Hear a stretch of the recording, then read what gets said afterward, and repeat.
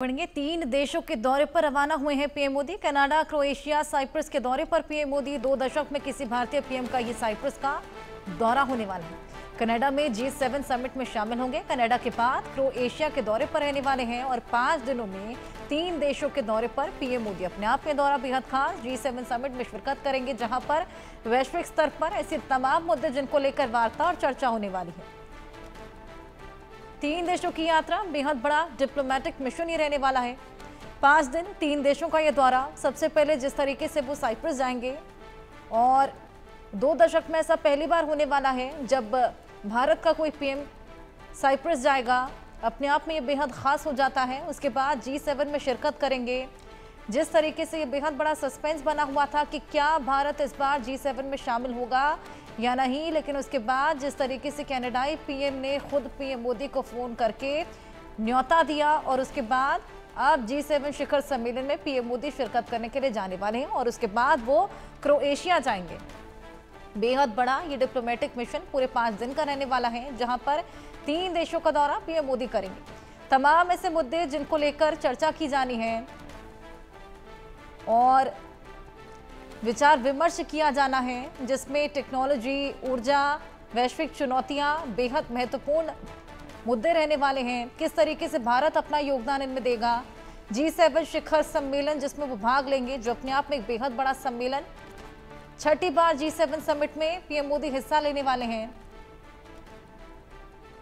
वहीं जलवायु परिवर्तन, आर्थिक सुरक्षा, प्रौद्योगिकी में योगदान किस तरीके से भारत देने वाला है, इसको लेकर भी विचार और विमर्श किया जाएगा। ये अपने आप में बेहद अहम मुद्दे हैं। साइप्रस से लेकर कनाडा और उसके बाद क्रोएशिया, 5 दिन का दौरा और बेहद टाइट उनका स्केड्यूल रहेगा। तमाम दिग्गजों से वो मुलाकात करेंगे।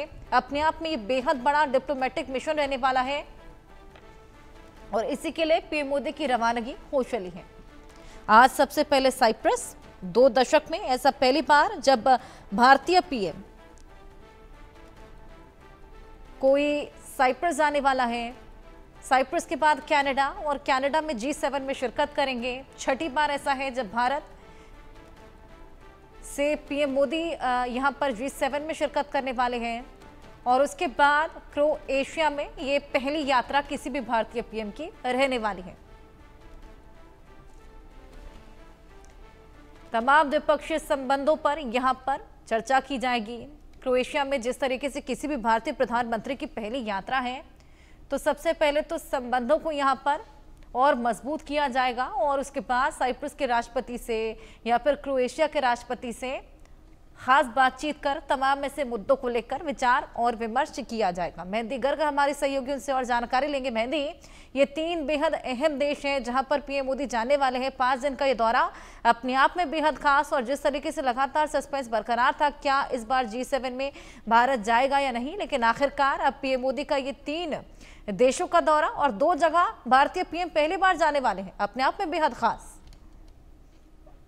बिल्कुल हर्षा, देखिए प्रधानमंत्री नरेंद्र मोदी का ये जो दौरा है वो बेशक लंबा रहने वाला है और बहुत ऐतिहासिक और महत्वपूर्ण भी रहने वाला है, क्योंकि प्रधानमंत्री मोदी का ये जो विदेश दौरा है वो 5 दिनों पर रहेगा। इसमें 3 देशों के दौरे पर प्रधानमंत्री नरेंद्र मोदी रहेंगे और बहुत जरूरी है ये समझना हर्षा कि ऑपरेशन सिंदूर और भारत पाकिस्तान के बीच हुए संघर्ष के बाद अब प्रधानमंत्री मोदी का ये पहला विदेश दौरा होने वाला है और इस दौरे पर प्रधानमंत्री क्रोएशिया भी जाएंगे और अभी तक भारत के किसी भी प्रधानमंत्री ने क्रोएशिया की आधिकारिक यात्रा नहीं की है, तो ऐसे में प्रधानमंत्री मोदी पहले प्रधानमंत्री होंगे भारत के जो कि क्रोएशिया पहुंचेंगे और यात्रा में वो सबसे पहले साइप्रस पहुंचेंगे। और अगर तीनों देशों की बात की जाए हर्षा, तो प्रधानमंत्री मोदी आज दिल्ली से पहले साइप्रस जाएंगे, फिर कनाडा जाएंगे, फिर क्रोएशिया की यात्रा पर रवाना होंगे और उसके बाद विदेश मंत्रालय के मुताबिक ये जानकारी मिल रही है हर्षा कि कनाडा में G7 शिखर सम्मेलन में प्रधानमंत्री मोदी शिरकत करेंगे, जिस पर बहुत ज्यादा सस्पेंस बना हुआ था, लगातार सवाल खड़े हो रहे थे, लेकिन अब ये साफ कर दिया गया है विदेश मंत्रालय की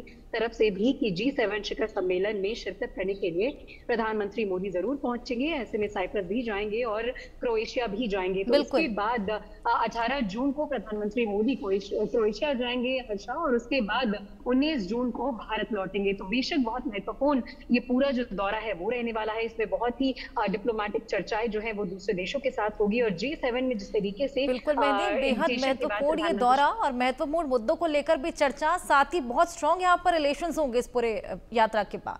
बहुत शुक्रिया आपका हमारे साथ जुड़कर तमाम जानकारियां साझा करने के लिए।